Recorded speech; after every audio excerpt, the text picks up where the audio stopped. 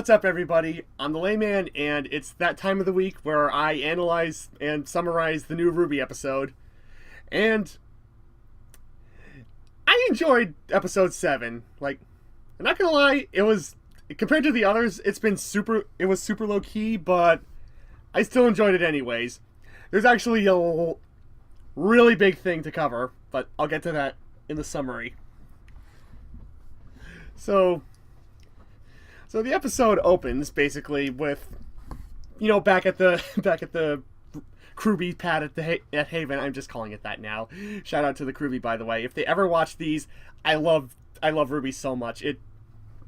I don't think it's exaggerating to say it kind of changed my life for the better.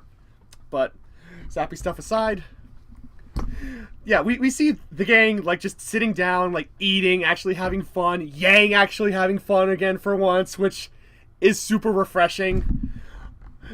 Like granted, there are a bunch of different interesting things they could have done before she got the robot arm, but it would be this arm facing this way. But still, just she actually gets to be happy and have fun again. So excited for that. She and Nora get into an arm wrestling match, which basically the thumbnail of the episode gives that away, revealing that she can detach her arm at will, apparently with some force. Miles, Carrie, give Yang rocket-powered fists. There's already artwork of it. I know it exists. Maybe I'll put that up at the end of the video to show it, but it exists. Somebody do that. And yeah, basically now that the vast majority of the old gang is back together again, things are actually looking up. Yeah, and so, yeah, that goes on for a while. They finish the food, blah, blah, blah, gets settled. And Ozpin and Crow come back to actually start explaining things to the kids a little bit more. Especially now that Yang and Weiss are a part of this group. And as you probably expected, Yang confronts Ozpin about the whole turning Crow and Raven into birds thing. Which, yeah, he did that.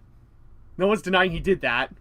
And yes, Raven has a massive chip on her shoulder because she neglected to mention that Ozpin offered them the choice and they accepted willingly.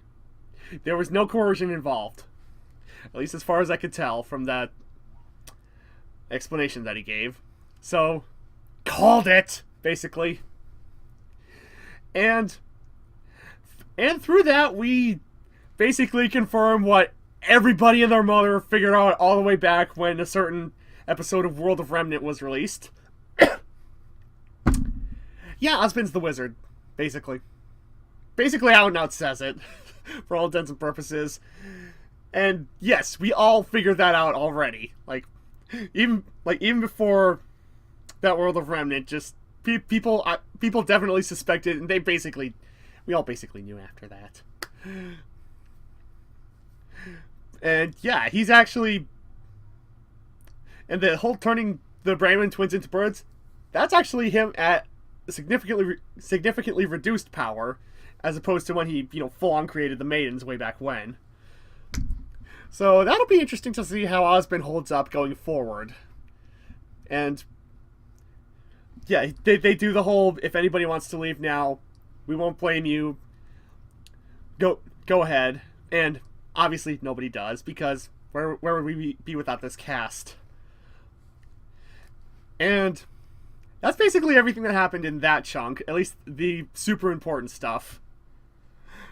Also, there's a funny moment with Nora, which basically echoes the real life Ysa Badiola, her reaction to finding out realizing a certain thing about Crow and Raven's names, which it's basically in the episode. There's no point going over it again.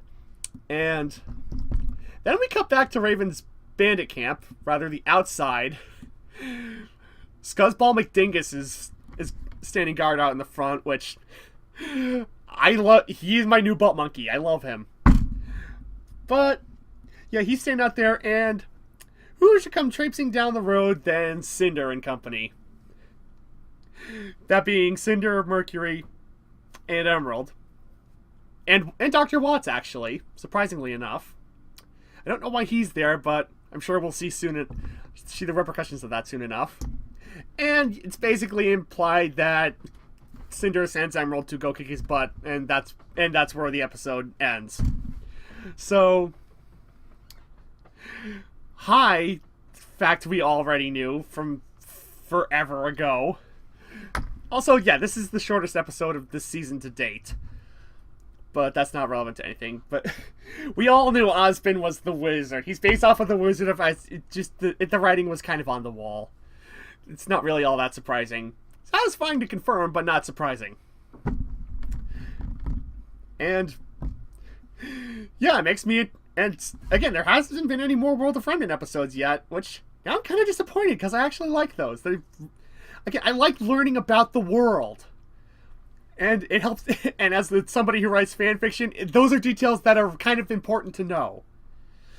But regardless, that was basically episode 7.